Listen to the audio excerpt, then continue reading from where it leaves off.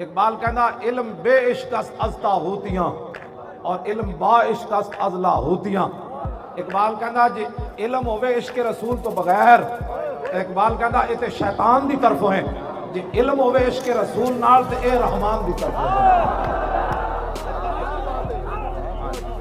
इल्म बे इश्क अज़ता होतियां।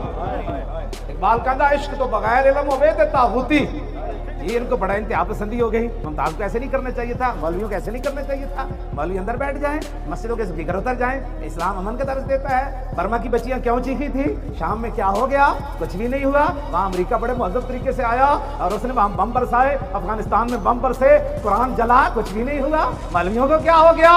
इकबाल कहना इल्म इश्क तो बगैर होवे और 10 में करके कमीना होवे और तागूत का गुलाम है। भावे ला इलाहा इल्लल्लाह मुहम्मदुर रसूलुल्लाह ही पढ़े होवे, उस तो बड़ा कायनात आलिम ही कोई नहीं, दिल में इश्क रसूल होवे।